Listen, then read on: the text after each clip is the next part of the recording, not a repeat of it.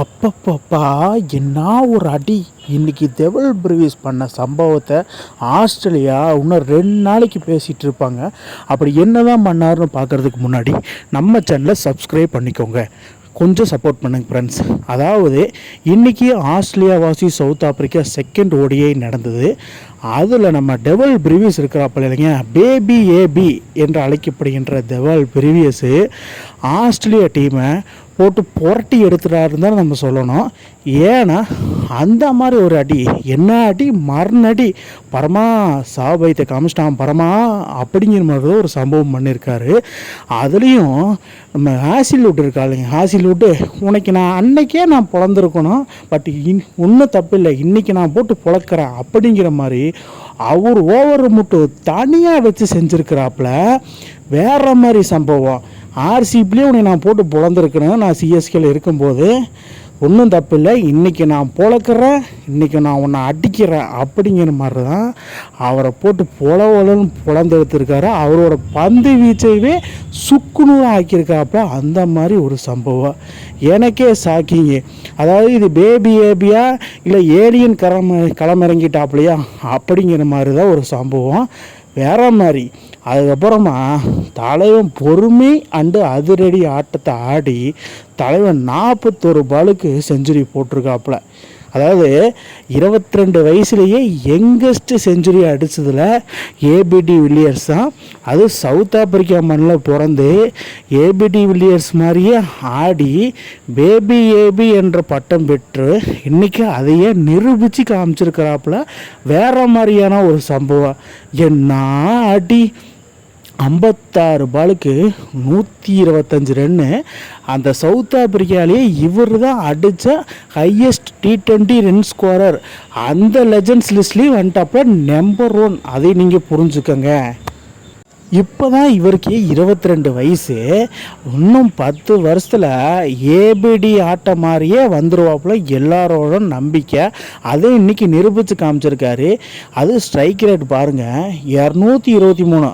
ஒரு மனுஷன் 10 பாலுக்கு 223 ஸ்ட்ரைக் ரேட் வச்சுருக்கலாம். ஆனால் கிட்டத்தட்ட 56 பால் ஆடி 223 வச்சுருக்கிறதுல சாதாரண விஷயமே இல்லை. அந்த வேலை ஏபிடி இஸ் பெஸ்ட்டு. அதுக்கப்புறமா highest individual scorer by a South African in T20s. அதில் பாருங்கள், 2015 வெஸ்ட் இண்டீஸ்க்கு எதிராக 119 ரன் அடிச்சிருக்காரு ஃபேப் டூ ப்ளஸ். அவரு தான் இப்போ வரைக்கும் நம்பர் 1 இருந்திருக்காரு. தலைவரெல்லாம் தூக்கி சாப்பிட்டு போயிட்டார் இன்றைக்கி ஆஸ்திரேலியாவை. 125 ரன், அது நாட் அவுட்டு. அதுக்கப்புறமா டேவிட் மில்லரு 35 பாலுக்கு பங்களாதேஷ் எதிராக 2017 ஒரு செஞ்சுரி போட்டிருக்காரு. அதுதான் சவுத் ஆப்பிரிக்காலேயே இப்போ வரைக்கும். அதுவுமே ரோஹித் சர்மாவோட தான் இருக்குது. 35 பாலுக்கு அதுதான் இப்போதைக்கு இருக்குது.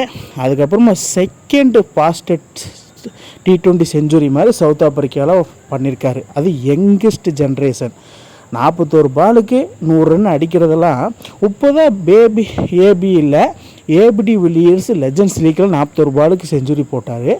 அந்த சாயலையே தலைவன் பேபி ஏபியும் ஒரு செஞ்சுரி போட்டு உங்களை மாதிரியே நான் அப்படிங்கிற மாதிரி ஒரு சம்பவம் பண்ணியிருக்காரு.